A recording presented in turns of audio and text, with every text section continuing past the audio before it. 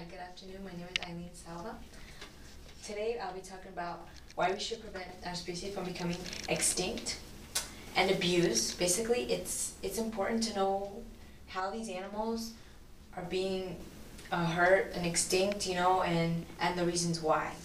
So basically, in the Stone Age, in 8000 BC, we had the cavemen, and obviously the cavemen, they relied on the animals for everything. But it's 2010 today, and we have plenty of man-made products such as polyester and nylon, so we don't really need to rely on them for that.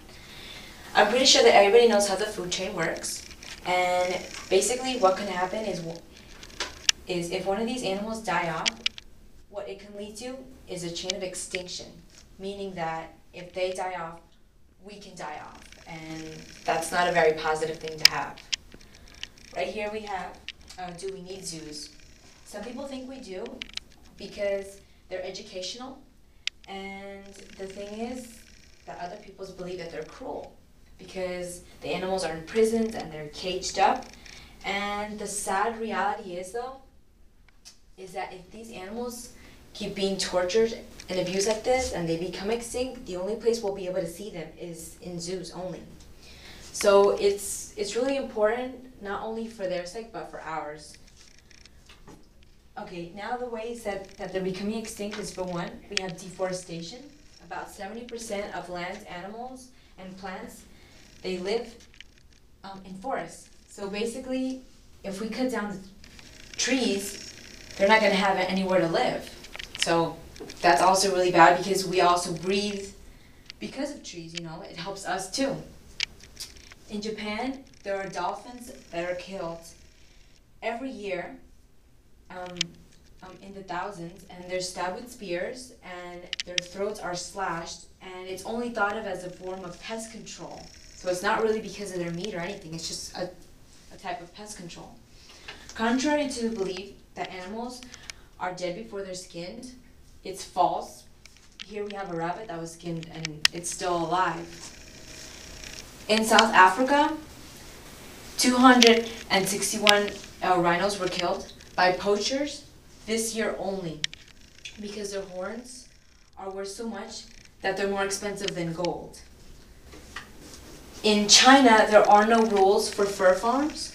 So what happens is they'll get a whole bunch of animals, such as rabbits and cats and dogs, and they'll just stuff them in a cage and then they'll be made into a fur coat.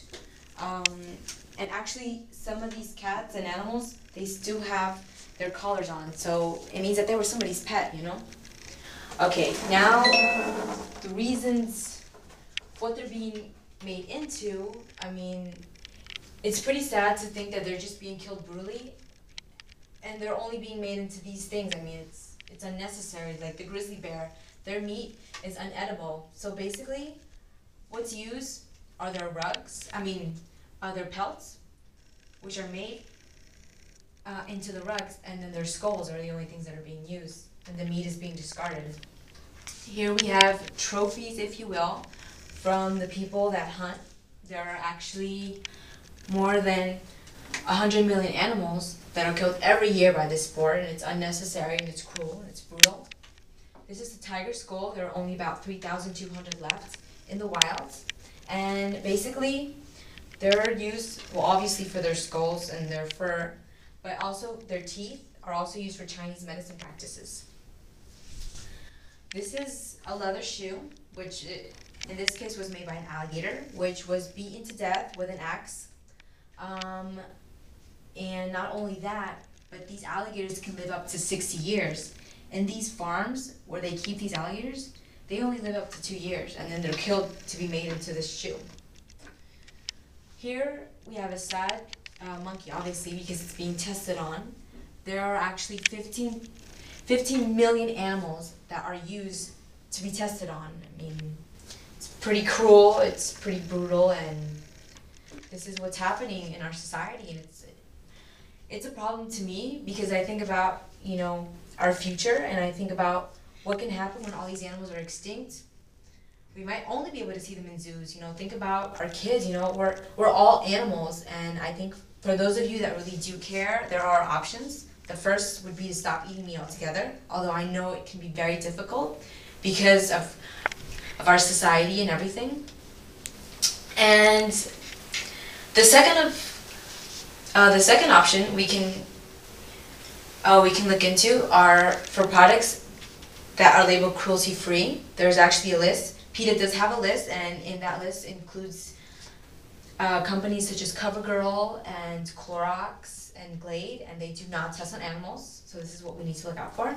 And for those of you that do have a fur coat, what the Humane Society does is that they take donations, and these fur coats are then given to animals that are orphaned or injured. So it's kind of giving them back, you know. I think this is a topic that is not going away anytime soon, and I think it's really important to everybody.